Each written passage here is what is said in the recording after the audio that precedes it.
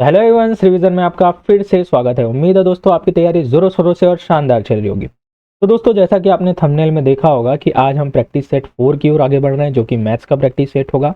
इसकी खास बात ये होती है कि हम 20 प्रश्न देखते हैं, वो भी 20 टॉपिक से। तो आपके सारे के सारे टॉपिक से रिविजन यहाँ पर आपको देखने को मिल जाता है। तो देखिए, इसकी खास बात ये होने वाली है कि आपको मैं सिर्फ और सिर्फ शॉर्ट ट्रिक के माध्यम से आपको सारे के सारे क्वेश्चन सॉल्व कराऊंगा। साथ ही साथ इसमें आपका बेसिक्स भी क्लियर हो जाएगा और आप सिर्फ एक ही प्रैक्टिस सेट में सारे सिलेबस के प्रश्न आपको देखने को मिलेंगे।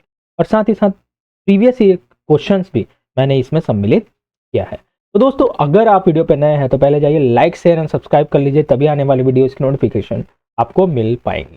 तो चलिए बढ़ते हैं हमारे आज के वीडियो की ओर। हाँ, तो चलिए दोस्तों, आपकी डिमांड्स पर ही मैं इन क्लासेस को आगे चला रहा हूँ, क्योंकि मेरा यही कहना था कि यदि आपको वीडियो पसंद आएगी तभी मैं आगे वीडियो कंटिन्यू रखूँगा। लेकिन आपके कमेंट्स देख के मुझे ऐसा लगता है कि आपको शायद ये वीडियोस क्लासेस बहुत अच्छी लग रही हैं। और अगर आगे भी आपको चाहिए तो कमेंट में ज़रूर लिखिएगा शानदार, अगर आपको वीडियो पसंद आई है। और ज़्यादा से ज़्यादा लाइक कीजिएगा, ज़्यादा से ज़्यादा शेयर कीजिएगा, तभी मुझे अच्छा लगता है ना कि हाँ, अगर मेरी मेहनत यहाँ पर आपके थोड़ी भी काम आ रही है ना, तो मुझे अच्छा लगेगा। लेकिन अगर काम ही नहीं आ रही है तो मेरा भी मेहनत करने का क्या फ़ायदा, ठीक है? क्योंकि जैसा कि आपको पता है कि मैं फ्री क्लासेस यहाँ पर अपलोड करता हूँ। कहीं न कहीं फ्री की वो वैल्यू नहीं रह जाती। यहाँ पर जो अंदर कोचिंग्स क्लासेस हैं, वे पेड क्लासेस बनाकर इसी को अगर मुझे दें, मतलब आपको दें, तो आप इस चीज़ों को वैल्यू करने लगते, ठीक है? लेकिन जहाँ पर फ्री होती है ना चीज़ें, वहाँ पर वैल्यू नहीं होती। लेकिन बाद में हमको पता चलता है कि हाँ, ये चीज़ें पेड से भी बहुत अच्छी थी, ठीक है? चलिए, आपका ज़्यादा टाइम तो मैं नहीं लूँगा। इसकी अगर पीडीएफ आपको चाहिए तो मेरे टेलीग्राम चैनल पर आप जुड़ जाइएगा, वहाँ पर आपको फ्री पीडीएफ भी मिल जाएगी। आप वहाँ पर से फिर से इसे प्रैक्टिस कर पाएंगे। चलिए, तो देखिए भैया, हमारा पहला क्वेश्चन है मैथ्स का। मेरे साथ में आप सॉल्व करते जाइएगा और लास्ट में आप आंसर दीजिएगा कि आपके 20 में से कितने प्रश्न सही होते हैं, ठीक है? प्रश्नों का स्तर जो है मैं हर प्रैक्टिस सेट में धीरे धीरे बढ़ाता चला जाऊँगा। तो चलिए, हमारा पहला क्वेश्चन है, वह सबसे बड़ी संख्या ज्ञात कीजिए जिसे 76, 151, 226 को भाग देने पर प्रत्येक स्थिति में समान शेषफल प्राप्त हो। मतलब एक ऐसी संख्या आपको ज्ञात करनी है जिसमें एक ऐसी संख्या निकालो जिसमें आप 76 को भी भाग दो, 171 को भी भाग दो, 276 को भी भाग दोगे ना, समान शेषफल बचेगा। तो देखिए, सबसे पहले इसमें निकालना क्या है ये आपको समझना पड़ेगा। तो यहाँ पर बोल दी गई है सबसे बड़ी संख्या, इसका मतलब आपको निकालना पड़ेगा सीधा इसका महत्तम समापवर्धक अर्थात h, ठीक है? और जहां पर समान शेष की बात की जाए, समान शेष की, तो इसमें आपको क्या करना होता है, बस जितनी संख्याएं दी होती है ना, उनका आपस में अंतर निकाल के एलसीएम निकाल देना होता है, सॉरी एचसीएफ निकाल देना होता है। तो चलिए भैया, ये 3 संख्या है, इन तीनों का आप अंतर निकालिए। तो देखिए, मैं यहाँ पर लिख देता हूँ कौन कौन सी संख्या है। 76, फिर 151 और है 226, ठीक है? सबसे पहले 76 और 151 का अंतर निकालिए भैया। 151 में 76 घटाइए तो 11 में 6 गया 5, 14 में 7 गया कितना, 75, ठीक है? और ठीक उसी प्रकार से 151 और 226 का अंतर निकालिए। तो चलिए घटाइए, तो 6 में से 1 गया 5 और फिर 22 में से 15 गया तो ये बचा 7, ठीक है?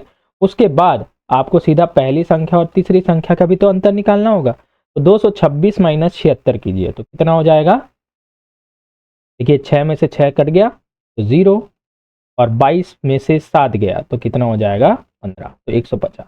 तो अगर आपको इस प्रकार से समझ में नहीं आ रहा है तो इस प्रकार से भी लिख सकते हैं। क्या, सबसे पहले 151 माइनस 76 किया मैंने, तो ये आ गया हमारा 75।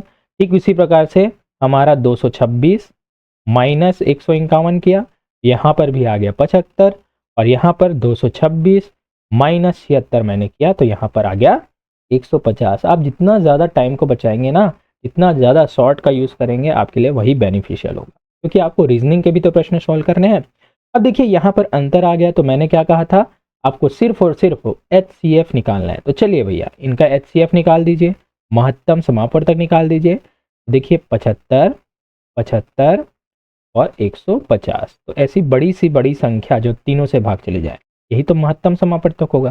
तो देखिए, तीनों के तीनों 5 से चले जाएगा भैया, काट दीजिए।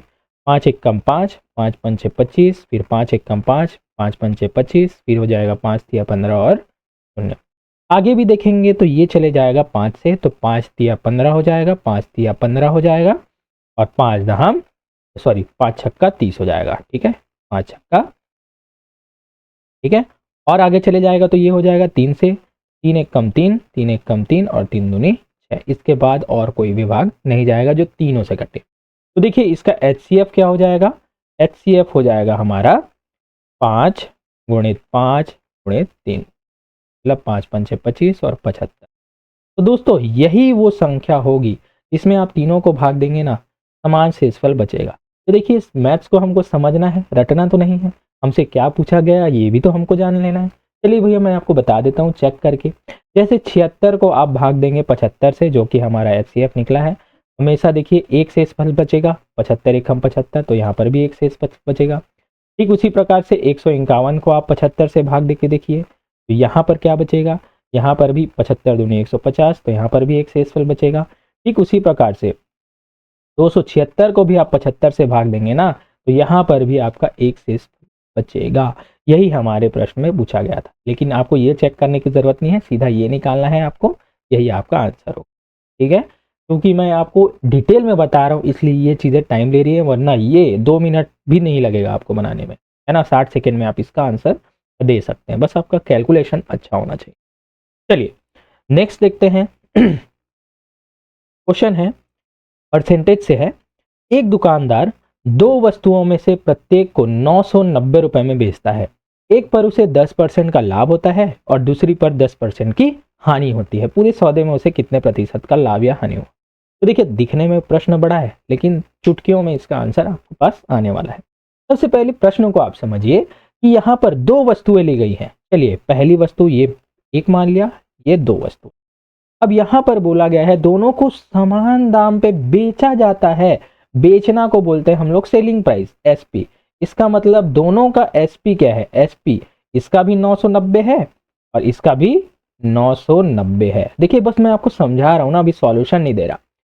और यहाँ पर बोला गया है एक को उसको 10% पर लाभ होता है, मतलब इस पर 10% का क्या होता है, लाभ। लाभ को मैं प्लस से दर्शाता हूं। और दूसरे पर 10% की हानि होती है, 10% की हानि। तो आपको बताना है उसे कितने प्रतिशत का लाभ या हानि हो। तो दोस्तों यहाँ पर बस आपको एक चीज समझनी है, क्या, कि जब भी आपको 2 वस्तुओं को समान दाम पर बेचना होता है और एक पर उतना ही लाभ होता है जितना कि दूसरे पर हानि, तो एक शानदार सूत्र होता है क्या, x²/100। x²/100 यही होती है आपकी प्रतिशत लाभ या हानि का। तो देखिए जब दोनों वस्तुओं को समान दाम पर बेचा जाता है और एक पर लाभ और एक पर हानि होती है ना, तो रट लीजिए, समझ लीजिए, माइंड में घुसा लीजिए, क्या होगा, हमेशा की हमेशा क्या होगी, हानि होगी। ठीक है, तो बस आपको क्या करना है, यहाँ पर मान रखना है, आपका उत्तर चुटकियों में। ठीक है, ये तो बस मैंने आपको समझाने के लिए बताया है ना। लेकिन सीधा आपका सॉल्यूशन तो यहाँ से शुरू हो रहा है। तो भैया x की जगह में क्या रखिए, 10, क्योंकि 10% का लाभ या हानि हो रहा है, तो 10 का वर्ग बटा 100। भैया 10 का वर्ग हो जाएगा 100/100, कट जाएगा, क्या हो जाएगा, 1% की हानि। मैंने बोला सदैव क्या होगी, हानि। तो 1% की हानि आपका आंसर हो जाएगा ऑप्शन नंबर। यहाँ पर कुछ भी था क्या, नहीं, बस आपको इस चीज़ों को समझना है, वरना इसका सॉल्यूशन तो चुटकियों में आएगा। ठीक है, और समझ के ही आगे बढ़ेंगे हम, रटने वाले काम तो यहाँ पर करने वाले हैं नहीं। ठीक है, चलिए नेक्स्ट क्वेश्चन है, फैक्टोरियल 100, इसको बोलते हैं फैक्टोरियल। इसको इस प्रकार से भी लिखा जाता है फैक्टोरियल। ठीक है, कि अंत में कितने शून्य आएंगे। सबसे पहले ये तो समझिए फैक्टोरियल होता क्या है। तो देखिए फैक्टोरियल, ये नंबर सिस्टम से प्रश्न आएंगे ना। चलिए जैसे मैंने बोला फैक्टोरियल 4, तो इसका मतलब होता है 4 × 3 × 2 × 1। ठीक है, 4 × 3 × 2 × 1, इस प्रकार से हम लिख लेते हैं। ठीक है, ये फैक्टोरियल का मान होता है। तो चलिए इसे सॉल्व कीजिए, 4 × 3 = 12, 12 दूनी 24, 24 × 1 = 24। तो देखिए फैक्टोरियल 4 का मान कितना आ जाएगा, 24। इसी प्रकार से फैक्टोरियल को ओपन किया जाता है। तो देखिए यहाँ पर आपको फैक्टोरियल 100 बोल दिया गया है, तो क्या आप इसी प्रकार से इन्हें आगे बढ़ते हुए सॉल्व करेंगे। इसका मतलब 100 × 99 × 88, इस प्रकार से आपको कहाँ तक जाना है, गुणा 3 × 2 × 1, इस प्रकार से 1 तक जाना है। क्या आप इतना गुणा करते रहेंगे, नहीं। इसकी शानदार और शॉर्ट ट्रिक क्या है, आपको इसको जो भी फैक्टोरियल बोला गया है इसको 5 से आपको भाग देना है। ठीक है। 5 से आपको भाग देना है तब तक जब तक कि वो पूर्णतः भाग चला जाए। भाजक से आपको भाग कंटिन्यू करते रहना है। चलिए किस प्रकार से मैं आपको बताता हूँ। चलिए इसको दीजिए 5 एक कम 5 और ये हो जाएगा 5 दूनी 10। तो देखिए कितने बार में गया है, तो ये 20 बार। अब जितने बार में गया है उसे फिर से आपको 5 से भाग देना है। ठीक है, तो ये चले जाएगा 5 चौक 4 बार में चले गया और ये 20 बार में चले जाएगा। अब देखिए ये जो 4 है इसको फिर से 5 से भाग दीजिए। तो क्या अब 4 5 से भाग जा पाएगा क्या? नहीं, तो यहीं पर इसे फुल स्टॉप लगा दें। अब देखिए जितने बार में ये भाग गया है पूर्णतः उसको आपको जोड़ देना है। तो कितना हो जाएगा 20 प्लस 4 तो 24। तो देखिए दोस्तों यहाँ पर 24 जो है आपका आंसर आ चुका है। मतलब जब आप फैक्टोरियल 100 को खोलेंगे तो आपके अंत में 24 शून्य आएंगे। इसी प्रकार से आपको सॉल्व करते जाना है, बस आपको 5 से भाग देकर आगे बढ़ना है। तो दोस्तों आपका आंसर हो जाएगा ऑप्शन नंबर, ठीक है। यहाँ पर चुटकी वाला आंसर था ये, ठीक है। अब इसी को कूट वाले प्रश्नों में भी सम्मिलित कर देता है, इसलिए आपको चीजों को समझना है। कूट वाले प्रश्न ऐसे नहीं होते कि अलग से प्रश्न बनाए जाते हैं, बस 2-3 प्रश्नों को एक साथ जोड़कर बना दिया जाता है, इसलिए आप क्या है थोड़े हाइपर हो जाते हैं, है ना। लेकिन प्रश्न वही होते हैं। आगे मैं आपको कूट वाले प्रश्न भी कराऊंगा। चलिए चलिए भैया आ गया कूट वाला प्रश्न। कुछ नहीं है इसमें, साधारण ब्याज के 2 प्रश्नों को सम्मिलित करके एक बना दिया गया है। यही है कूट वाले प्रश्न, क्योंकि उनको टाइम आपका खाना होता है ना। लेकिन हम क्या है इनकी प्रैक्टिस नहीं किए होते, इसलिए चीज़ों को समझने में थोड़ी सी तकलीफ होती है और हम वहाँ पर हाइपर हो जाते हैं। लेकिन इसी की प्रैक्टिस तो हम यहाँ पर करने वाले हैं। तो चलिए भैया, वीडियो पसंद आ रही है तो कमेंट पे शानदार जरूर लिखेगा ना और लाइक कीजिएगा। तो चलिए कथन दिया है, कोई धनराशि चक्रवृद्धि ब्याज की दर से 6 वर्षों में 2 गुनी हो जाती है। यह धनराशि उसी दर से 18 वर्ष में 8 गुना हो जाएगी। यह आपको बताना है कि ये होगी या नहीं। दूसरा है 10,000 रुपए का 10% वार्षिक दर से 3 वर्ष का साधारण चक्रवृद्धि ब्याज 3310 रुपए होता है। ये आपको बताना है होता है कि नहीं। ठीक है, बताइए कौन सा सही है। चलिए एक एक करके सॉल्व करते हम चलते हैं, और वो भी बिना किसी फॉर्मूले के। ठीक है, आप देखने वाले हैं। तो चलिए सबसे पहला बोला है कोई धनराशि चक्रवृद्धि ब्याज की दर से, देखिए CI से ना, एक होता है साधारण ब्याज, एक होता है चक्रवृद्धि ब्याज, जिसमें ब्याज के ऊपर ब्याज मिला जाता है। ठीक है, तो चक्रवृद्धि ब्याज 6 वर्षों में 2 गुनी हो जाती है। तो आपको सिर्फ किस प्रकार से लिखना है, देखिए ये चीजें हो जा रही हैं 6 वर्षों में। 6 वर्षों में कोई राशि कितनी हो जा रही है, 2 गुनी हो जा रही है, 2 गुनी। ठीक है, तो यहां पर बोल रहा है यही धनराशि 18 वर्षों में 8 गुना हो जाएगी। ये आपको चेक करके बताना है। ठीक है, तो क्या बोला है 18 वर्षों में, 18 वर्षों में 8 गुना होगी कि नहीं, ये हमको बताना है। ठीक है, तो चलिए भैया बताइए यहां पर 6 और 18 में क्या संबंध है। तो जो है 18 है ना, ये 6 का 3 गुना है। तो देखिए यहां पर आपको क्या करना है, वैसे के वैसे 2 रखना है। अब ये जो 3 गुना है ना, उसको क्या है घात पे लगा। ठीक है, यही हमारा 18 वर्षों में जितनी गुनी वो राशि होगी वही उसका उत्तर। तो बस यहां पर क्या हो जाएगा, 2 दूनी 4 दूनी 8, 2 को 3 बार गुणा करेंगे तो ये क्या हो जाएगा, तो सीधा इस प्रकार से आपका आंसर आ जाएगा। ठीक है, जैसे आपको समझ में नहीं आया तो एक और एग्जाम्पल मैं आपको देता हूं। जैसे कोई राशि बोलता है, कोई राशि 8 वर्षों में 3 गुनी होती है, 3 गुनी होती है। तो बताइए भैया वो 24 वर्षों में, या फिर मैं ले लेता हूं 32 वर्षों में कितनी गुनी होगी। ठीक है, तो आपको क्या करना है बताइए, जो 32 है वो 8 का कितना गुना है, तो ये हो जाएगा 4 गुना। तो देखिए जितने गुना यहाँ पर लिखा गया था वही यहाँ पर जो जितने गुना यहाँ पर आया है ना, इसके घात में लिख दीजिए। तो भैया गुणा कीजिए, 3 गुणित 3 गुणित 3 गुणित 3। ठीक है, तो कितना हो जाएगा, 3 तिया 9, 9 9, देखिए 3 तिया 9, 9 तिया 27 और 27 गुणित 3, 27 गुणित 7 तिया 21 और 2, 3 दूनी 6 और 2 81 गुना, सीधा आपका क्या हो जाएगा आंसर हो जाए। ठीक है, तो इसी प्रकार के आपके आगे के प्रश्न भी सॉल्व होंगे। ठीक है, तो हमारा यहाँ पर क्या था, प्रश्न था, कथन था, क्या क्लीन भी नहीं होता। तो हमारा प्रश्न यही था कि कोई धनराशि 6 वर्षों में 2 गुनी हो जाती है। तो 18 वर्ष में 8 गुना हो जाएगा। तो देखिए यहाँ पर 8 गुना आपको चीजें यहाँ पर दिख रही है। ठीक है, चलिए भैया अब बोला गया है, तो पहला कथन तो यहाँ पर सही हो जा रहा है, ठीक है, क्योंकि 8 गुना तो यहाँ पर होगी। अब दूसरे कथन में बोला गया है 10,000 रुपए का 10% वार्षिक दर से 3 वर्ष का चक्रवृद्धि ब्याज 3310 रुपए है। मोस्टली लोग इसको फॉर्मूला में बताएंगे, लेकिन मैं आपको रेशियो मेथड से, क्योंकि आपका चुटकियों में इसका आंसर देता है। तो देखिए 10% वार्षिक दर से, 10% का मतलब क्या हो जा रहा है, कोई राशि 10% मतलब कोई राशि 100 रुपए है, तो इसका 10% मतलब 110 रुपए हो गया। 10% वृद्धि, इसका ब्याज हो गया। तो भैया काटिए, ये 100 ये 100, तो भैया कोई राशि 10 से क्या हो जा रही है 11 एक साल में, तो हमको निकालना है 3 वर्ष का। तो चलिए पहले निकालते हैं। एक राशि 10 से क्या हो जा रही है 11, ये पहले वर्ष में है। एक दूसरी प्रकार से 10 से फिर से 11 हो गई, और फिर से 10 से 11 हो गई। क्यों हमने 3 बार लिया, क्योंकि यहाँ पर बोला गया है 3 वर्ष। अगर 3 से ज़्यादा 4 वर्ष बोला जाता तो 4 बार लिखते, 5 वर्ष बोला जाता तो 5 बार लिखते। समझ में आया। तो देखिए यहाँ पर हमने 3 बार 10 से 11 यहाँ पर बना दिया है। बस आपको क्या करना है, अब इसको गुणा कर दीजिए। तो 10 दहम 100 और 100 दहम 1000। तो चलिए ये गुणा कर दीजिए।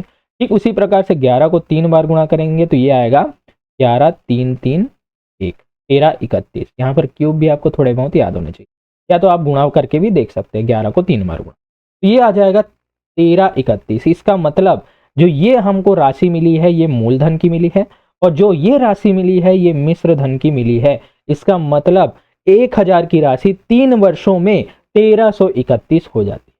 समझ में आया। इसका मतलब आपने क्या समझा, देखिए यहां पर हमको दिया गया है 10,000 रुपए, यहां पर मूलधन दिया गया है हमको 10,000 रुपए, यहां पर हमको मूलधन मिल रहा है 1000 रुपए। इसका मतलब आपने क्या समझा कि 1000 रुपए का मान, 1000 रुपए का मान कितना है 10,000। ठीक है, 10,000।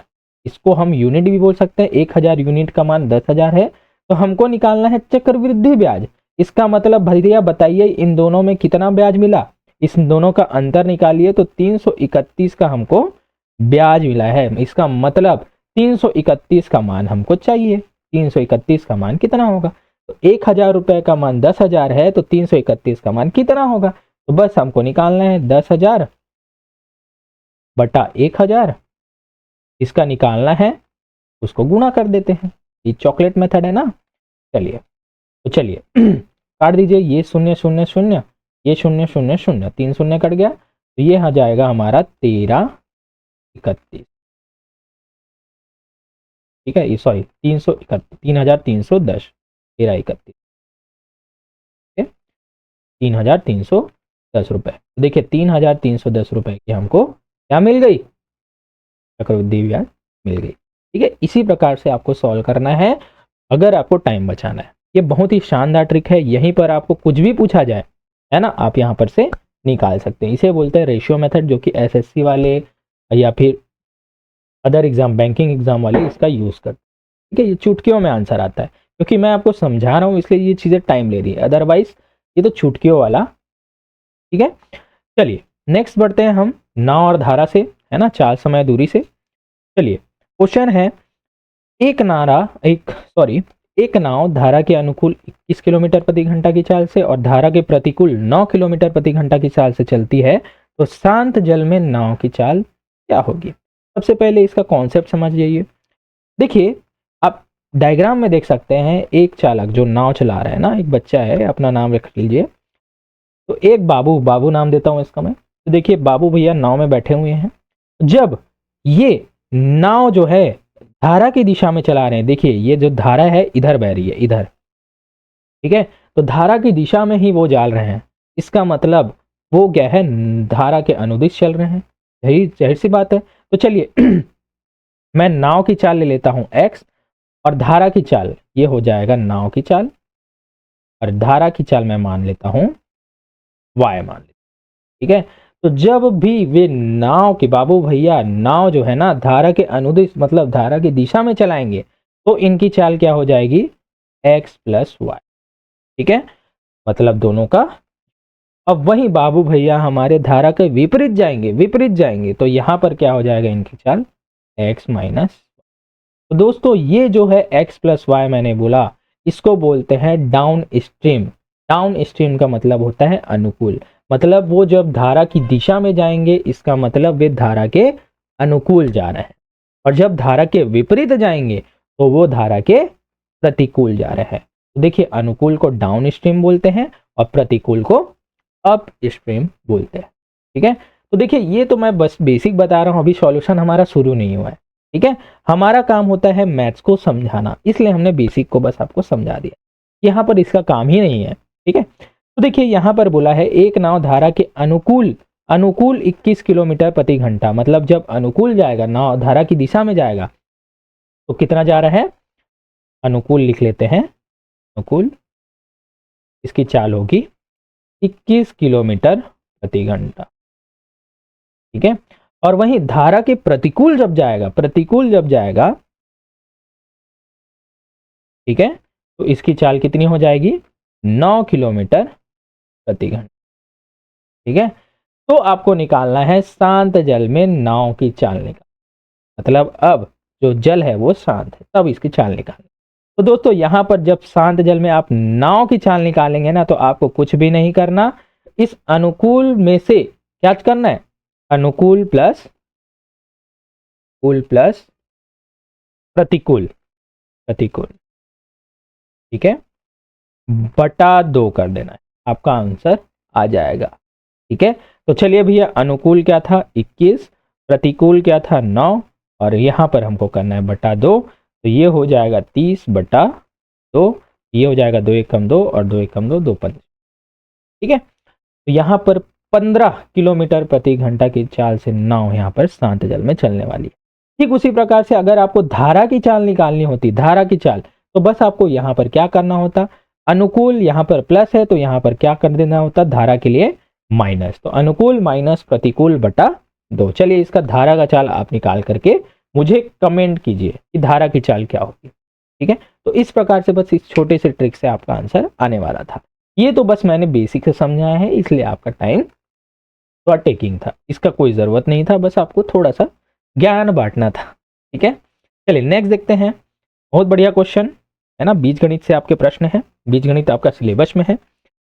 तो दिया है यदि a plus B plus C बराबर 6 है और A B plus B C plus C A बराबर 11 है, तो a cube plus B cube plus C cube minus 3abc का मान ज्ञात कीजिए।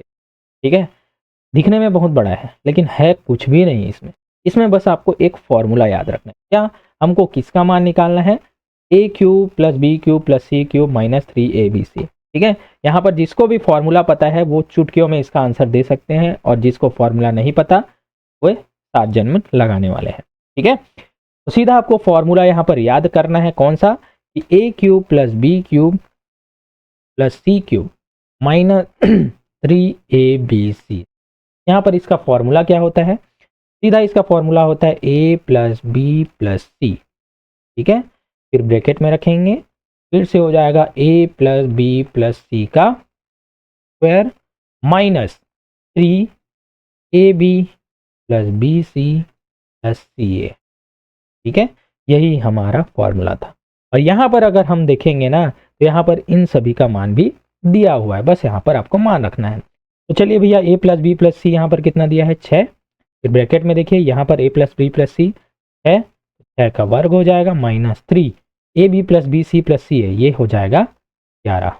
ठीक है, तो चलिए ये हो जाएगा 6, ये हो जाएगा 6 6 का 36 माइनस 33, तो कितना हो जाएगा 6 गुणित 36 में से 33 घटाइए 3, तो ये हो जाएगा 6 दिया 18, तो 18 हमारा सीधा सा आंसर। कुछ भी था क्या इसमें, नहीं, लेकिन कुछ भी ना होकर भी बहुत कुछ था, क्या, इसमें फॉर्मूला था।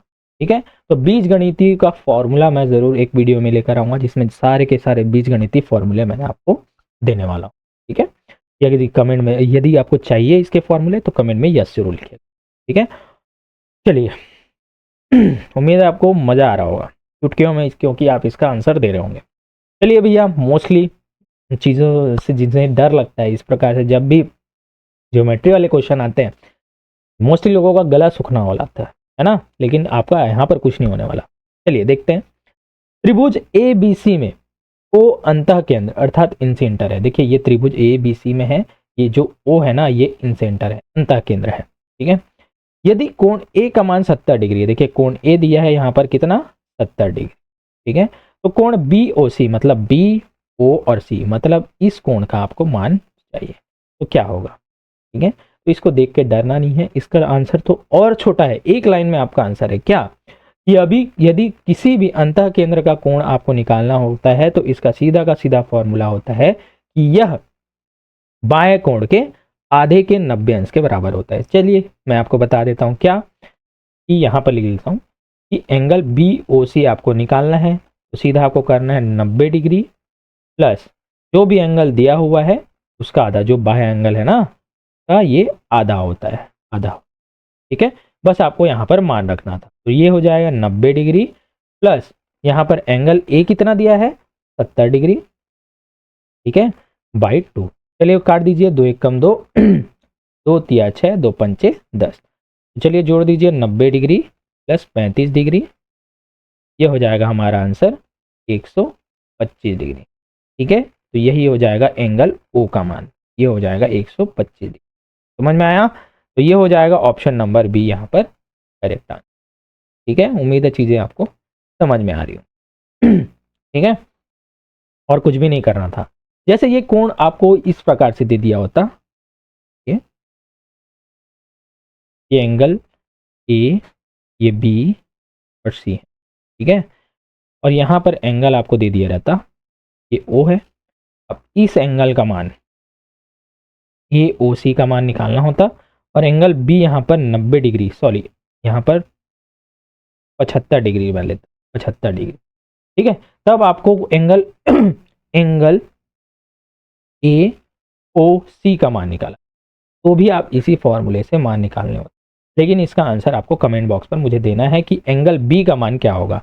बताइए भैया एंगल बी का मान क्या होगा, ठीक है। चलिए क्योंकि मैथ्स को आपको समझना है, तो देखिए एक प्रश्न में ही मैं 2 प्रश्न आपको दे दे रहा हूँ, है ना, तो चीज़ों को आपको समझने में आसानी होगी।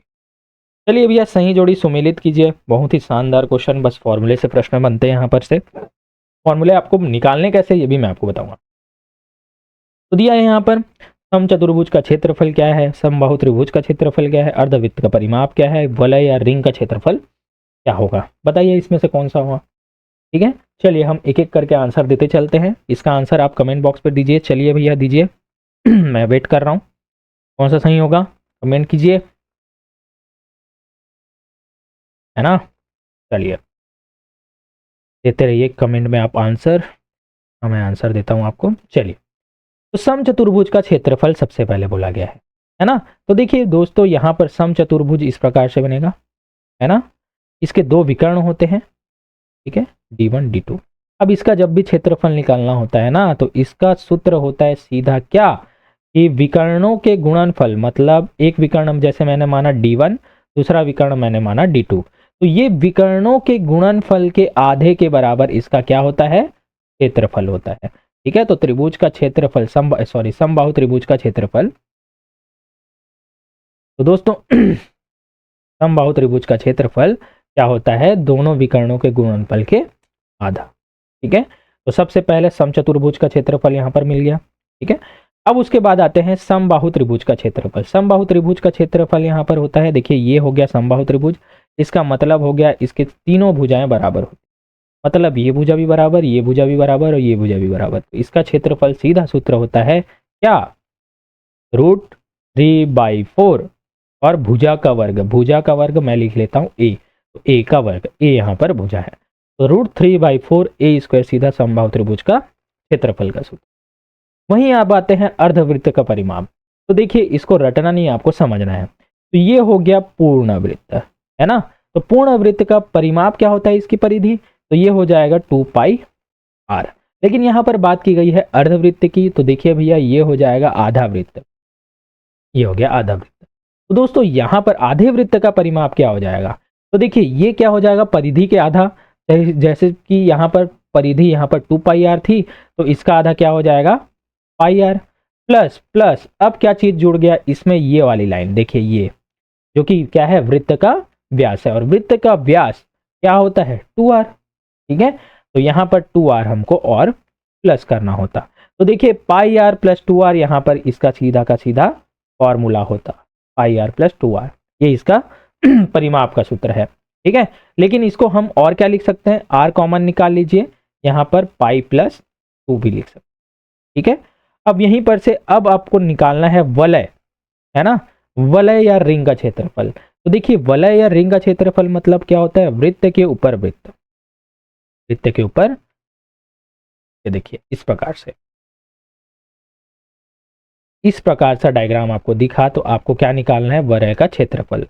इसका मतलब इसका आपको क्षेत्रफल निकालना है, ठीक है, इसका आपको क्षेत्रफल निकालना।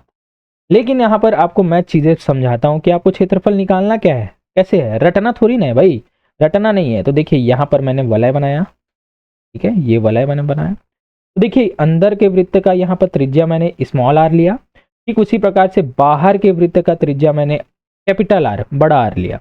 तो देखिए यहाँ पर आपको क्या करना होगा, जो बाह्य वृत्त है उसका क्षेत्रफल माइनस आंतरिक वृत्त का क्षेत्रफल आप निकाल देंगे, तो देखिए पूरे वलय का क्षेत्रफल आपको निकल जाएगा, ठीक है। तो देखिए बाह्य वृत्त के क्षेत्रफल कितना हो जाएगा, पाई कैपिटल आर स्क्वायर, ठीक है।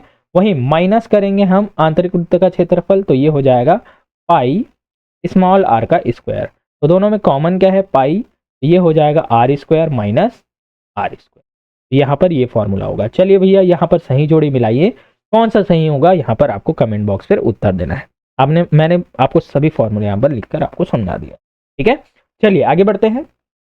बहुत ही शानदार क्वेश्चन, ये बार बार प्रश्न पूछे जाते हैं और मोस्टली लोगों को ये चीजें समझ में नहीं आती, लेकिन आज आप चीजों को समझने वाले हैं और या ऐसे समझने वाले हैं कि आप इसको भूलेंगे नहीं, ठीक है। तो चलिए एक थैले में 1 रुपए 50 पैसे और 25 पैसे के सिक्के, और ये अनुपात है इनका 5:6:8 के अनुपात में इतने सिक्के हैं। यदि थैले में कुल 420 रुपए हैं, ठीक है, यदि थैले में कुल कितने हैं, 420 रुपए हैं, तो 50 पैसे की सिक्कों की संख्या। बहुत ही शानदार क्वेश्चन। तो देखिए यहां पर हम देखेंगे कि सबसे पहले यहां पर रुपए हम देखते हैं कितने कितने रुपए के हैं। तो देखिए 1 रुपए के, 1 रुपए, फिर ये है 50 पैसे, यहाँ पर पैसा है ना, ये रुपया नहीं है, देख लीजिए, और ये है 25 पैसे, 25, ठीक है, ये सिक्के हैं। इसको अगर हम रुपए में सबको चेंज कर दें तो क्या हो जाएगा, तो ये हो जाएगा 1 रुपए, ये तो रहेगा ही रहेगा, ठीक है, और ये हो जाएगा 50 पैसे को हम क्या लिख सकते हैं, 1/2 रुपए, 1/2 रुपए। कैसे कि 50 को हम 100 से भाग दे देंगे, 1 रुपया बराबर 100 पैसा होता है ना, 50 एकम 50, 50 दूनी 100, 1/2 रुपया। ठीक उसी प्रकार से 25 पैसा को हम क्या लिख सकते हैं, 1/4 रुपए, 25 को आप 100 से भाग दीजिए। इस प्रकार से हम रुपए में सबको कन्वर्ट हमने कर लिया।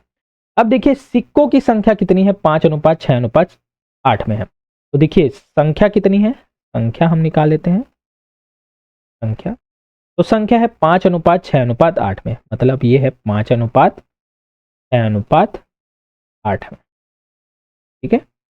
अब देखिए यहां पर हम मूल्य निकालते हैं, मूल्य अर्थात कितने मूल्य, क्या ये सभी चीजें होती है, मतलब 1 रुपए के 5 सिक्के हैं, ठीक है, 1 रुपए के 5 सिक्के हैं, तो भैया कितना मूल्य हमारे पास हुआ, तो हमको क्या करना है, बस इसको हम क्या मान लेते हैं, 5x, 6x और 8x, तभी आपको चीजों को समझने में आसानी होगी।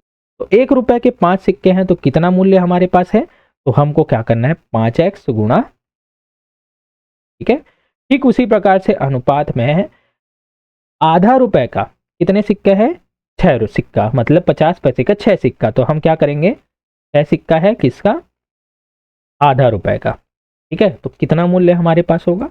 ठीक उसी प्रकार से हमारे पास 8 सिक्का है, कितने, 25 पैसे का, 25 पैसे का वैल्यू है 1/4, तो 8 सिक्का 25 पैसे का कितना मूल्य बनाएगा।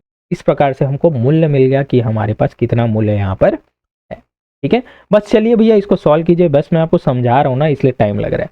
ये हो जाएगा 5x, ये हो जाएगा 2 1 कम 2, 2 3 6, तो ये हो जाएगा 3x, ये हो जाएगा 4 1 कम 4, 4 दूनी 8, तो ये हो जाएगा 2x। इसका मतलब 5:3:2 के अनुपात में हमको मूल्य यहाँ पर मिल गया।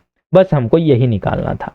कैसे, तो चलिए भैया हमारे पास कितना दे दिया है, कुल थैले में मूल्य कितना है 420, और हमारा अनुपात में मिल रहा है 5:3:2, इसका मतलब 420 की वैल्यू इन तीनों के योग के बराबर होगी। तो कितना हो जाएगा, 5 3 10 और 2 सॉरी 5 3 8 और 2 10, तो 10x का मान यहाँ पर दिया गया है कितना, 420 दिया गया है। तो भैया x बराबर क्या हो जाएगा, 420 बटा 10, ये काट लीजिए। तो x का मान कितना आ गया, 42, तो x बराबर यहाँ पर कितना आ गया, 42। कितना आ गया भैया, हमको क्या निकालना है, 50 पैसे की सिक्कों की संख्या। तो 50 पैसे की सिक्कों की संख्या हमने कितना माना था, 6x, देख सकते हैं, देखिए 50 के नीचे कितना है, 6x, तो हमको x बराबर 42 आया है, तो 6x बराबर कितना हो जाएगा, तो 6 इंटू क्या करना है हमको, 42, ठीक है 42 कर दीजिए, 6 दूनी 12, 80 रही 1, 6 चौक 24 और 1 25, तो 252 हमारा यहाँ पर आंसर होने वाला है।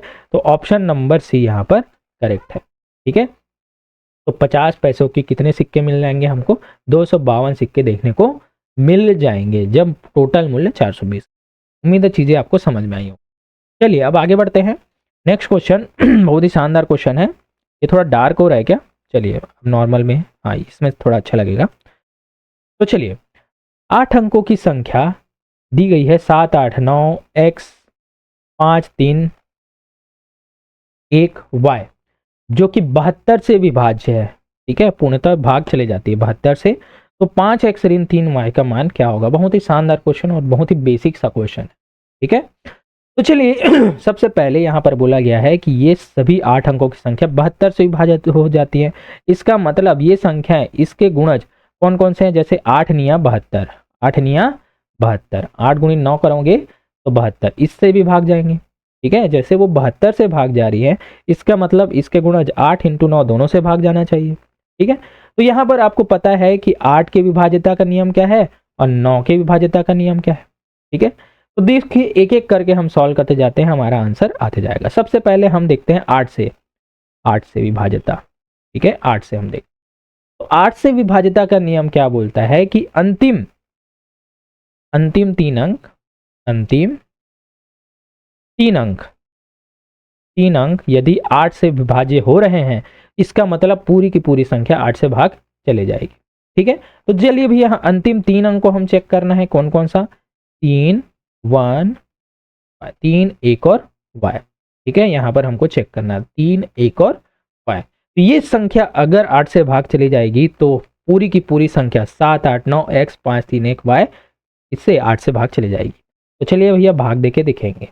अब भैया y के जगह में हमको क्या रखना है कि ये 8 से पूर्णतः विभाज्य चले जाए, तो बस हमको चेक करके एक एक करके देखना है। चलिए 1 रखिए, तो अगर हम यहाँ पर y बराबर 1 रखेंगे तो क्या हो जाएगा, 311 बटा 8, ये क्या 8 से भाग जाएगी, तो नहीं, तो एक तो यहाँ पर नहीं हो जाएगा। तो चलिए y बराबर 2 रख के देखिए, तो चलिए y बराबर जब हमने 2 रखा तो 3 1 2 बटा 8, तो ये हो जाएगा 8 1 कम 8, 8 या 24 और कितना बचा 7, 8 निया 72, तो ये पूर्ण रूप से क्या है 8 से भाग जा रही है, इसलिए y बराबर 2 यहाँ पर करेक्ट है। तो y बराबर 2 यहाँ पर करेक्ट हमको मिल गया, ठीक है। तो y का मान हमको 2 तो मिल गया।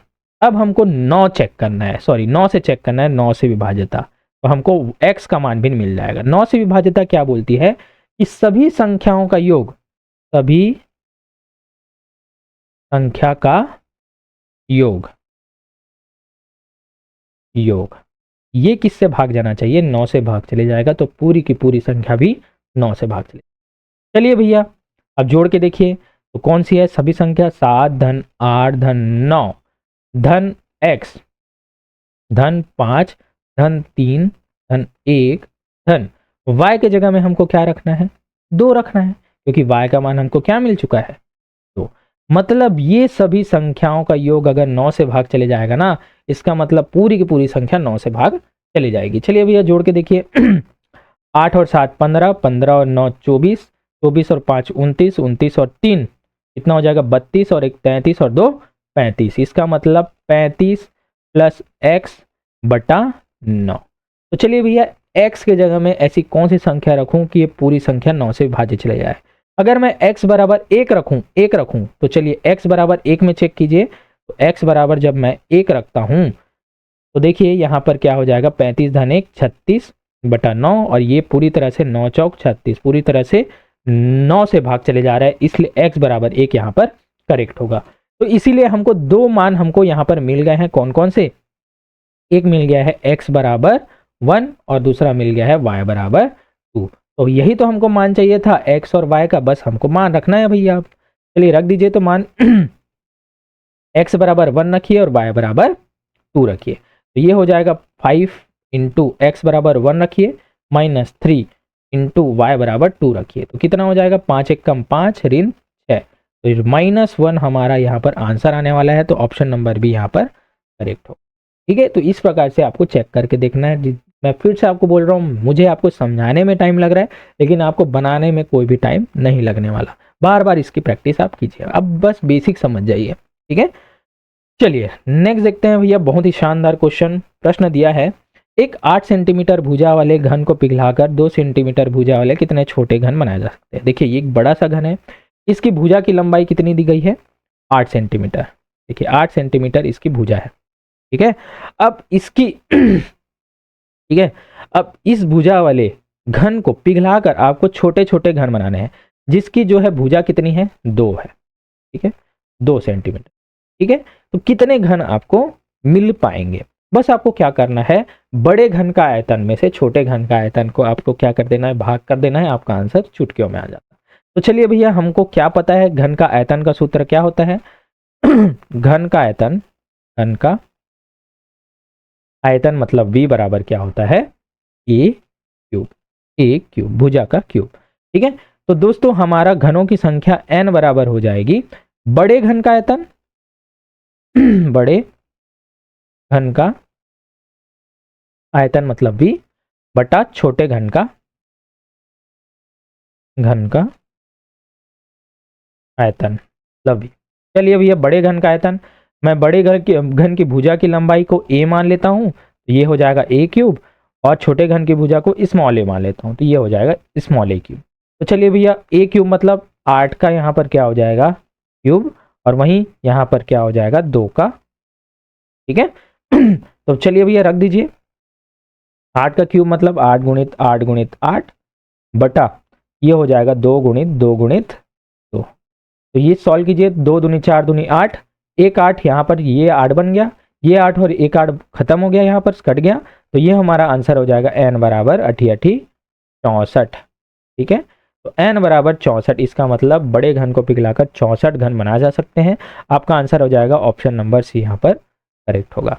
ठीक है, उम्मीद है चीज़ें आपको समझ में आ रही होंगी और मज़ा भी आ रहा होगा। अगर मज़ा आ रहा है तो कमेंट बॉक्स पर यस लिखिए। चलिए नेक्स्ट क्वेश्चन है,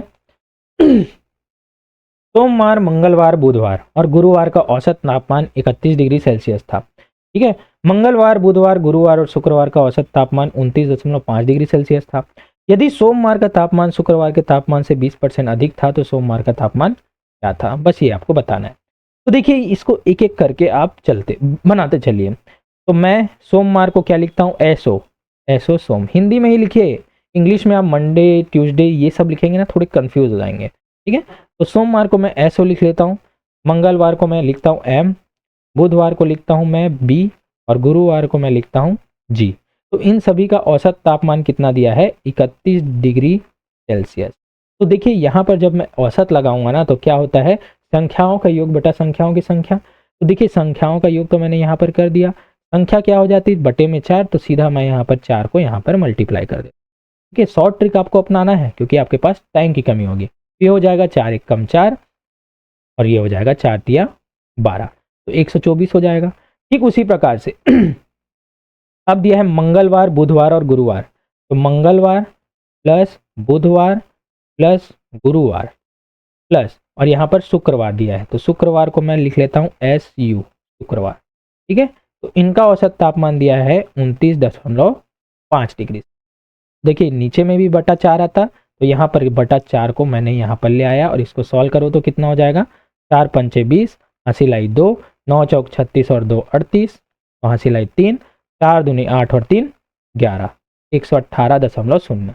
तो इसको हम क्या लिख सकते हैं, सीधा का सीधा 118, दशमलव के बाद शून्य है तो कोई मतलब नहीं है, सीधा हमको लिख लेना है 118। ठीक है, अब देखिए सीधे से सीधा आपको दोनों को क्या कर देना है, अंतर, मतलब दोनों को घटा दीजिए, हमको एक मेन वैल्यू मिलेगी। देखिए चलिए दोनों को घटा दीजिए तो क्या बचेगा, इन दोनों को घटाएंगे ना हम तो क्या हो जाएगा, देखिए ये m और ये m कट गया, ये b और ये b कट गया, ये g और ये g कट गया। इसका मतलब सोमवार माइनस शुक्रवार का आंसर हमको यहाँ पर मिल जाएगा। दोनों का अंतर कितना है भैया? 6। तो सोमवार माइनस शुक्रवार यहाँ पर हमको 6 मिल गया। ठीक है, अब आगे हम पढ़ते हैं।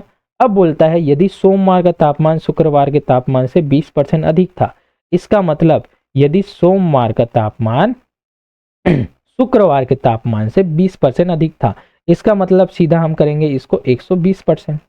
ठीक है, यही तो मान हुआ कि सोमवार जो है शुक्रवार का 20% अधिक था, इसका मतलब 120% था।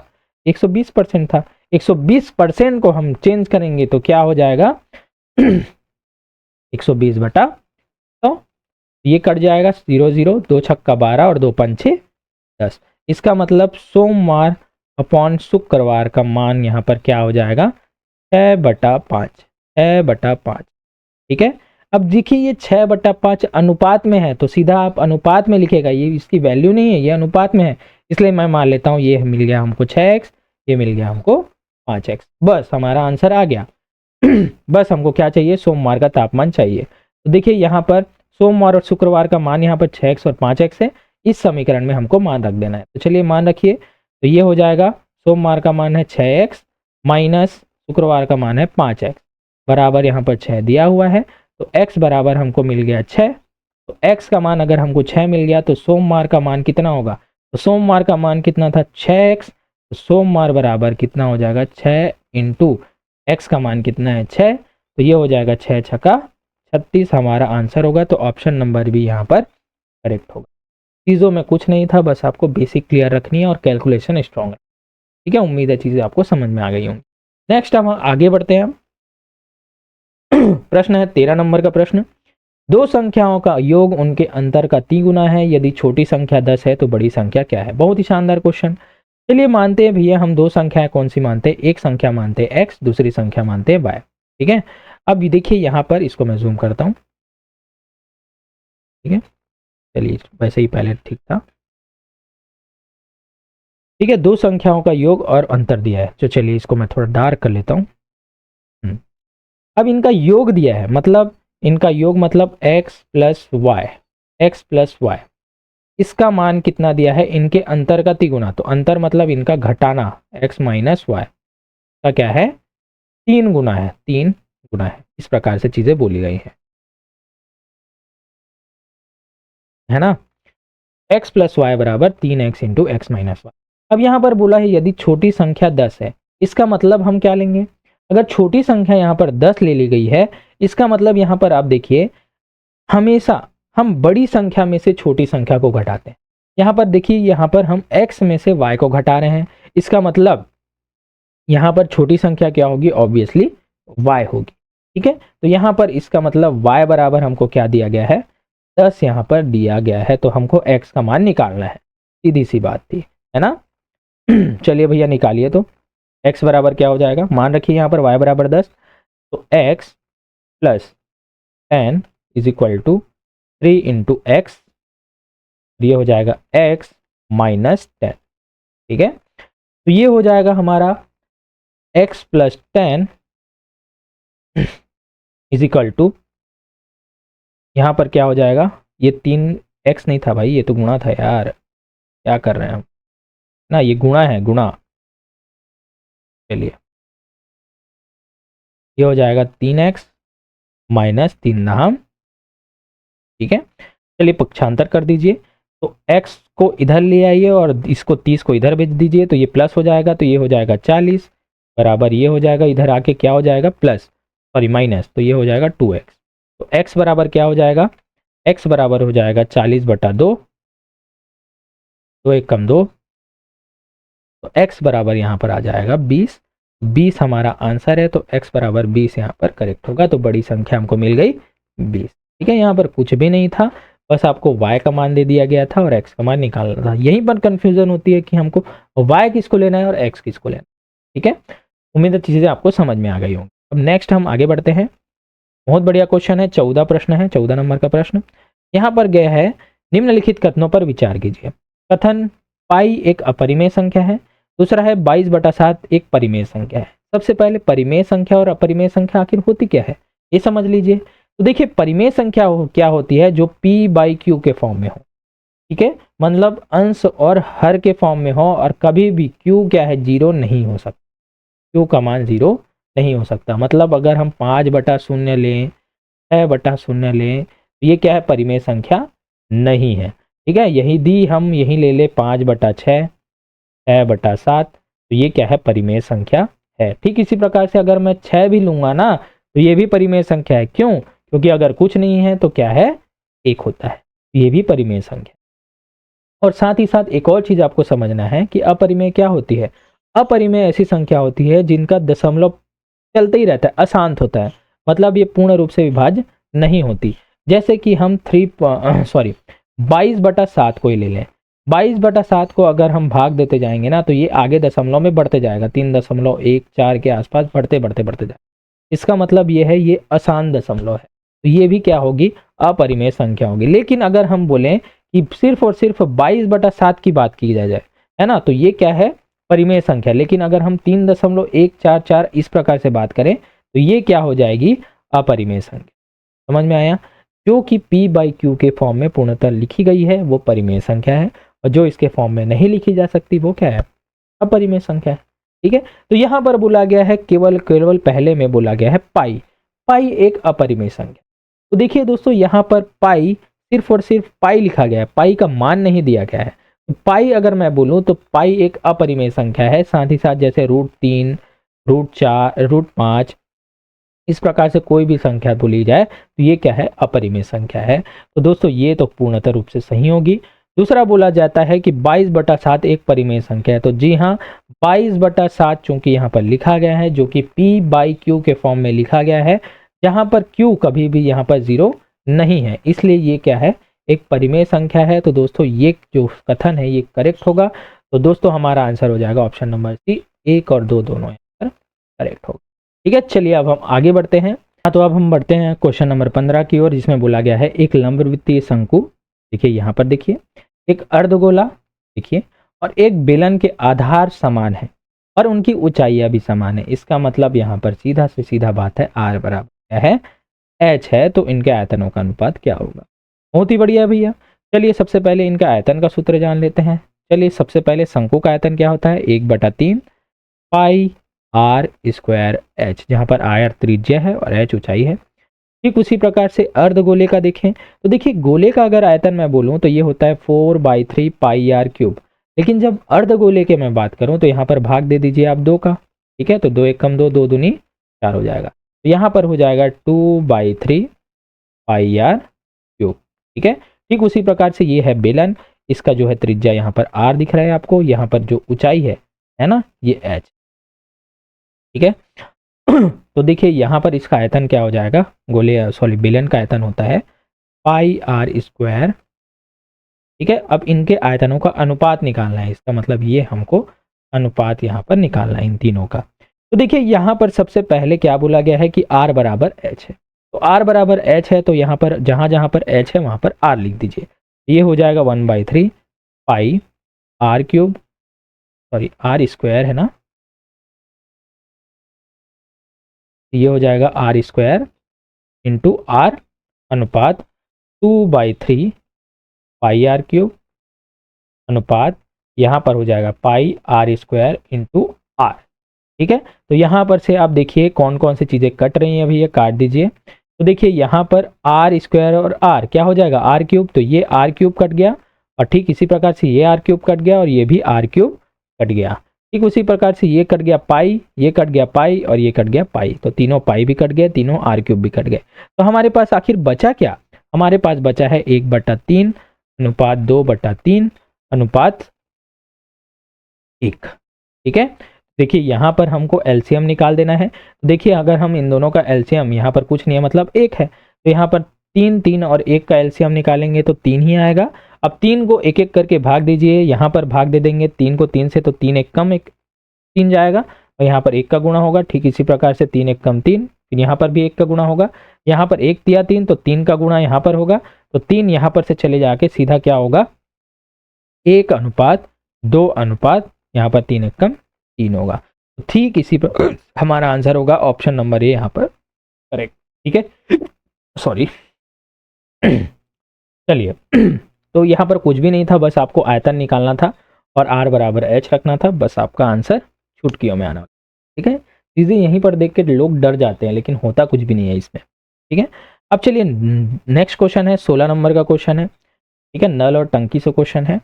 दो पाइप ए और बी एक टंकी को क्रमशः 20 मिनट और 30 मिनट में भर सकते हैं, ये भरने का है। यदि दोनों पाइप एक साथ खोल दिया जाए तो टंकी को कितने समय लगेगा भरने में। इसको शानदार से ट्रिक है, यहाँ पर आप चुटकियों में इसका आंसर दे सकते हैं। क्या कि यहाँ पर एक चीज़ है, यहाँ पर भरने का टाइम दिया गया है और हमको खोलने का भी यहाँ पर दोनों को एक साथ दे दिया गया है, तो टंकी को भरने में समय यहाँ पर निकालना है। तो सीधा आपका सूत्र है टी, यहाँ पर क्या हो जाता है, ए इंटू बी अपॉन क्या हो रहा है, ए इंटू बी अपॉन ए प्लस बी। सीधा आपका ये आंसर था, जो कि भरने का समय है क्या 20 गुणित दूसरे का कितना है 30 अपॉन यहाँ पर जोड़ दीजिए 20 प्लस 30। सीधा इस सूत्र में आप मान रखिए, आपका आंसर चुटकियों में क्या हो जाएगा, 20 तिया 60 मतलब 600, और ये हो जाएगा 50। एक शून्य शून्य कट गया, ये हो जाएगा 5 एक कम 5, 5 एक कम 5 और 5 दूनी 10। इसका मतलब 12 मिनट में दोनों को दोनों टंकी इसको भर सकते हैं, सॉरी ठीक है, एक टंकी भर सकती है दोनों के दोनों नल। तो ऑप्शन नंबर बी यहाँ पर करेक्ट होगा। बस एक सूत्र था ए इंटू बी अपॉन ए प्लस बी, सीधा आपका आंसर आ जाता। ठीक है, इसके अलग अलग और मेथड है, लेकिन जब शॉर्ट ट्रिक पता है तो हम लॉन्ग में क्यों जाएं। ठीक है, यहाँ पर रेशियो मेथड से भी आप इसको बना सकते हैं। चलिए दूसरा मेथड भी आपको मैं समझा देता हूँ, अगर रेशियो मेथड आपको समझ में आता होगा तब। ठीक है, तो दूसरा मेथड क्या है, जैसे ए इस टंकी को कितना है 20 मिनट में भर सकता है। ठीक है, साथ ही साथ बी इस टंकी को 30 मिनट में भर सकता है। तो चलिए भैया सबसे पहले ये जान लीजिए, ये प्लस है ना, प्लस मतलब भरने का चिन्ह। अब ये बताइए कि आखिर टंकी की धारिता कितनी है। अगर टंकी की धारिता आपको निकालनी है ना, तो इन दोनों का आपको क्या निकाल देना है, LCM, LCM अर्थात लघुत्तम समापवर्तक। 20 और 30 का लघुत्तम समापवर्तक कितना आ जाएगा, 60। आप निकाल के देख सकते हैं। इसका मतलब इस टंकी की धारिता कितनी है, 60 की है। अब बताइए इस ए की क्षमता कितनी है और बी की क्षमता कितनी है। क्षमता अगर हम यहाँ पर से निकाल दें, क्षमता ई मतलब एफिशिएंसी अगर हम निकालें, तो ये हो जाएगा 20 भरता है 60 को, है ना, तो कितने में भर पाएगा, 60 बटा 20 कीजिए। इसका मतलब ये इसकी क्षमता कितनी है, 3 है। ठीक इसी प्रकार से 60 बटा 30 कीजिए, तो इसकी क्षमता बी की क्षमता कितनी है, 2 है। इसका मतलब ए जो है 3 भर सकता है और बी कितना है, 2 भर सकता है। ठीक है, मतलब अगर मैं बोलूं बी एक बार में 3 बॉल उठाता है और बी एक बार में 2 बॉल उठाता है, इसका मतलब इसकी क्षमता है।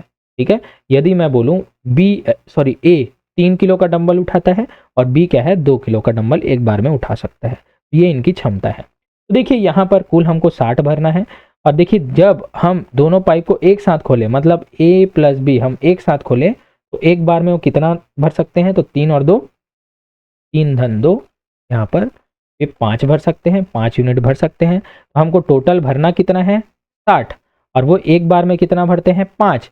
कितना टाइम लेंगे भैया 60 को भरने में, भाग दे दो 5 से, 5 एक कम 5, 5 दूनी 10। तो इस प्रकार से भी आप निकाल सकते हैं, लेकिन आप रेशियो मेथड से यूज्ड टू नहीं है, इसलिए मैंने इन चीज़ों को नहीं बताया। वैसे मैथ्स को बनाने के लिए ना हर क्वेश्चन के अलग अलग 10 प्रकार के मेथड आपको मिल जाएंगे, लेकिन मैंने आपको बेसिक से भी बताया और इस रेशियो मेथड से भी बताया, जो आपको पसंद आए आप बना सकते हैं। नेक्स्ट हम आगे बढ़ते हैं। नेक्स्ट क्वेश्चन, एक निश्चित राशि पर साधारण ब्याज उस राशि का 9/16 है। ठीक है, यदि ब्याज की दर और समय वर्षों में संख्यात्मक मान के बराबर हैं, तो यहाँ पर ब्याज की दर क्या है। तो सबसे पहली चीज तो यहाँ पर बोली गई है, निश्चित राशि पर साधारण ब्याज उस राशि का 9/16 है। इसका मतलब SI साधारण ब्याज अर्थात सिंपल इंटरेस्ट का मान दिया है 9/16, क्या उस राशि का मतलब P मूलधन का 9/16 है। इसका मतलब अगर हम देखें तो यहाँ पर SI अपॉन P को नीचे ले आइए, P को नीचे ले आइए, तो इसका मान हो जाएगा 9/16। इसका मतलब सिंपल इंटरेस्ट 9 है और मूलधन P बराबर यहाँ पर 16 आपको मिल जा रहा है। ठीक है, तो यहाँ पर सीधा सा एक सूत्र है साधारण ब्याज का, क्या SI बराबर P into R into T upon 100। ठीक है, जहाँ पर P मूलधन, R दर और T समय है, और SI बराबर सिंपल इंटरेस्ट साधारण ब्याज है। तो यहाँ पर सीधा आपको मान रखना है क्या कि यहाँ पर देखिए सिंपल इंटरेस्ट कितना दिया है 9, पी हमको मिल गया है 16, देख सकते हैं। और यहाँ पर एक क्वेश्चन में आपको यहाँ पर चीज़ों को ध्यान रखना है कि ब्याज की दर और समय यहाँ पर संख्यात्मक मान में बराबर है। इसका मतलब यदि आर को हम मान लेते हैं एक्स, तो यहाँ पर टी भी क्या हो जाएगा एक्स, क्योंकि आर बराबर यहाँ पर क्या है टी है। इसका मतलब दोनों के मान बराबर हैं, तो हम आर के जगह में एक्स रखें या टी के जगह में भी एक्स रखें, दोनों का बराबर है। यदि आर एक्स है तो टी भी क्या है एक्स है, ये मान लेते हैं हम, ठीक है। तो ये हो जाएगा 100। तो चलिए भैया क्या हो जाएगा, 100 इधर जाके क्या हो जाएगा 900 बटा 16 बराबर एक्स स्क्वायर। काटिए मत, है ना। देखिए एक्स स्क्वायर बराबर क्या हो जाएगा, सॉरी एक्स बराबर क्या हो जाएगा, करनी को इधर भेज दीजिए। तो एक्स बराबर क्या हो जाएगा, करनी हो जाएगा 900 बटा 16। तो चलिए भैया वर्गमूल बताइए, 900 किसका है तो 30 का है, और 16 किसका है 4 का है। बस यहाँ पर आपका आंसर बन जाएगा। ये हो जाएगा 4 एक कम 4, 4 सत्ते 28.4, 4 पंचे 20, तो 7.5 यहाँ पर आंसर होगा। तो ऑप्शन नंबर सी यहाँ पर करेक्ट होगा। ठीक है, यहाँ पर कुछ भी नहीं था, बस आपको एस आई और पी का मान भी दे दिया है, आर का मान आपको निकालना था। आर यदि 7.5 है तो टी भी क्या होगा 7.5, क्योंकि दोनों का मान बराबर है। ठीक है, उम्मीद है चीज़ें आपको समझ में आ गई होंगी। चलिए अब आगे बढ़ते हैं। क्वेश्चन नंबर 18 है, एक घोड़े को एक वर्गाकार मैदान के कोने में 7 मीटर लंबी रस्सी से बांध दिया गया है। घोड़ा मैदान के कितने क्षेत्रफल में चढ़ सकता है। तो चलिए भैया यहाँ पर एक घोड़ा को बांध दिया गया है, ठीक है। अब इस घोड़े को एक रस्सी है, ये रस्सी है ना, इस रस्सी की लंबाई कितनी है 7 मीटर है। तो इसमें उसको बांध दिया गया है, अब उसको चरना है, जोर से भूख लगी, ये वर्गाकार मैदान है, अब इस कोने में इसको बांध दिया गया है। तो बताइए वो कितनी दूरी तक घास चरेगा भैया। जितनी दूरी इसकी रस्सी है यहाँ तक, यहाँ से लेकर यहाँ तक उसकी दूरी तय करेगा, ठीक है, मतलब इतना ही चर पाएगा क्योंकि वो रस्सी से एक बंधा हुआ है। ठीक उसी प्रकार से अगर उसको जाना होता तो वो किधर जाता, इस प्रकार से पूरा का पूरा घूम पाता, इस प्रकार से पूरा का पूरा वो घूम पाता, ठीक है। जिसमें ये भी क्या होता, ये भी 7 मीटर होता, 7 मीटर होता, और ये भी क्या होता 7 मीटर ही होता, ठीक है। इसका मतलब पूरे के पूरे वे वृत्त में वो घूम पाता। इसका मतलब देखिए यदि ये देखिए वर्ग है, वर्ग का एक कोण ये समकोण पर होता है, तो ये 90 डिग्री है। इसका मतलब पूरा का पूरा कितना होता 360 डिग्री। इसका मतलब यदि आपने समझा तो ये भी कितना होता 7 मीटर होता, ठीक है। इसका मतलब वो पूरे के पूरे वृत्त का 1/4 भाग ही वो क्या है चर पा रहा है। देखिए ये 1 भाग, ये 2 भाग, ये 3 भाग, ये 4 भाग, तो 4 भाग में से केवल और केवल 1 भाग ही वो चर पा रहा है। इसका मतलब आपने क्या समझा कि यदि हम वृत्त का क्षेत्रफल को 1/4 कर दें तो वो उतना ही भाग तो चर पा रहा है। तो देखिए दोस्तों यहाँ पर क्या हो जाएगा, हमारा वृत्त का क्षेत्रफल का सूत्र, वृत्त का क्षेत्रफल का सूत्र कितना होता है पाई आर स्क्वायर, जहां पर आर इसकी त्रिज्या है।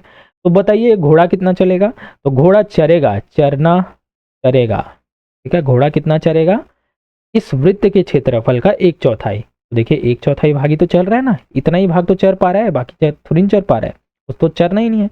तो इस वृत्त के क्षेत्रफल का 1/4 चर पाएगा, इसका मतलब पाई आर स्क्वायर इंटू 1/4 इसका भाग चर पाएगा।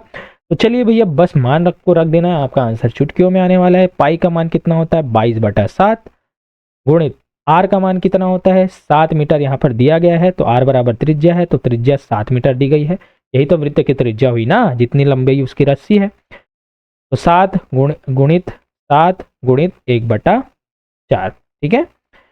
चलिए ये कट गया, ये कट गया, फिर 7 का भाग गुणा कीजिए, 7 दूनी 14, 1 7 दूनी 14 और 1 15/4, तो ये हो जाएगा 4 तिया 12,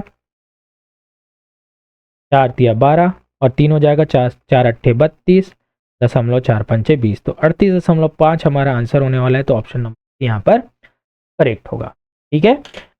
चलिए भैया आप क्वेश्चन नंबर 19 है, क्या है, एक भिन्न के अंश और हर में 2 जोड़ने पर वह 9/11 हो जाती है, यदि अंश और हर दोनों में 3 जोड़ा जाए तो वह 5/6 हो जाती है, भिन्न ज्ञात कीजिए। बहुत ही शानदार क्वेश्चन है भाई। देखिए बोला गया है, माना एक भिन्न है x/y, ठीक है। अब सबसे पहले हमको क्या बोला गया है, पहला हमको क्या बोला गया है कि भिन्न के अंश और हर दोनों में 2 जोड़ने पर वह 9/11 हो जाती है। चलिए भैया, ये भिन्न है x/y, अब इसके अंश में हम 2 जोड़ें और हर में भी 2 जोड़ें, ये संख्या क्या हो जाती है, 9/11 हो जाती है। ठीक है, अब फिर दूसरा क्या बोल रहा है हमको, दूसरा हमको बोल रहा है यदि अंश और हर में 3 जोड़ा जाए तो वह संख्या 5/6 हो जाती है। तो देखिए, अंश में अगर हम 3 जोड़ें, ठीक उसी प्रकार से हर में अगर हम 3 जोड़ें तो ये संख्या कितनी हो जाती है, 5/6 हो जाती है। तो वो भिन्न हमको ज्ञात करना है। अब क्या इसको आप एक एक करके सॉल्व करेंगे, 11 का गुणा इधर करेंगे, फिर एक्स और वाई दोनों का मान निकालेंगे? नहीं, ऐसे में आपको अरसे बीतने वाले। यहाँ पर हम इसको सॉल्व करेंगे ऑप्शन के थ्रू। ठीक है, एक एक करके हम ऑप्शन से मान निकालते जाएंगे और हमारा आंसर आते जाएगा। चलिए देखते हैं। सबसे पहले हम पहले ऑप्शन से चेक करते हैं। देखिए यहाँ पर भिन्न दिया है 5/7, इसका मतलब x बराबर हमको क्या रखना है, 5। देखिए x बराबर हमको क्या रखना है, 5, और y बराबर हमको क्या रखना है, 7 रखना है। पहले हम चेक करते हैं, x बराबर 5 और y बराबर 7 में। चलिए भैया पहले रखिए यहाँ पर, तो x बराबर अगर हम 5 रखें तो ये क्या हो जाएगा, 5-2 बटा y की जगह में क्या रखना है, 7, तो 7-2, तो ये हो जाएगा 7/11। तो ये 9/11 के बराबर में है क्या, नहीं, तो ये हमारा ऑप्शन नहीं हो सकता। चलिए हम दूसरे में चेक करते हैं, 7/9 में, मतलब x बराबर हम क्या रखेंगे, 7, और y बराबर हम क्या रखेंगे, 9। ऑप्शन बी को हम चेक कर रहे हैं। तो चलिए भैया यहाँ पर रखिए x बराबर 7 और y बराबर 9। तो x बराबर 7 रखेंगे तो ये हो जाएगा 7-2, y बराबर 9 रखेंगे तो ये हो जाएगा 9-2, तो ये हो जाएगा 9, 7 और 2 9, और 9 और 2 11। देखिए 9/11 यहाँ पर आ रहा है जो कि इसके बराबर है। तो ये हमारा आंसर हो सकता है, लेकिन हमको दूसरे को भी चेक करना है। चलिए भैया यहाँ पर भी रखिए x बराबर 7 और y बराबर 9। तो चलिए रखिए, x बराबर अगर हम 7 रखेंगे तो 7-3 हो जाएगा, और y बराबर यहाँ पर सॉरी ये क्या हो जाएगा, y था ना, ये y था, y बराबर 9 रखिए तो ये हो जाएगा 9-3। ठीक है, ये हो जाएगा 7 और 3 10, और ये 9-3 12। अरे तो बराबर नहीं आ रहा है ना, तो क्या ये गलत होगा, नहीं दोस्तों, इसको हमको क्या करना है और काट के देखना है। तो देखिए 2 से चले जाएगा, 2 पंचे 10 और 2 छक्का 12, इसका मतलब 5/6 आ गया। तो सीधा हमारा आंसर हो जाएगा ऑप्शन नंबर बी, यहाँ पर 7/9। ठीक है, तो ऑप्शन से ही आप इसको सॉल्व करेंगे, अन्यथा ये अरसा ले लेगा आपका। ठीक है, क्योंकि हमको टाइम बचाना है। ठीक है, तो चलिए भैया अब नेक्स्ट क्वेश्चन है क्वेश्चन नंबर 20। इसका आंसर आपको देना है, अगर नहीं बनता तो हम अगले प्रैक्टिस सेट में इसको सॉल्व करेंगे। दिया है एक बंद बॉक्स की बाहरी विमाएँ 10 × 8 × 5 सेंटीमीटर है और लकड़ी की मोटाई 1 सेंटीमीटर है। तो बॉक्स बनाने में प्रयुक्त लकड़ी का आयतन आपको निकालना है।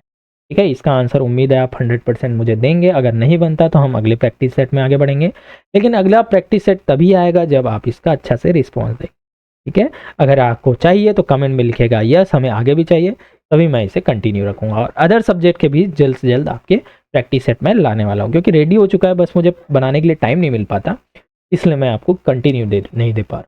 ठीक है, अगर चीज़ें पसंद आई यार, ज़्यादा से ज़्यादा शेयर कीजिएगा और ज़्यादा से ज़्यादा सब्सक्राइब कीजिएगा। चलिए मिलते हैं अपने नेक्स्ट वीडियो।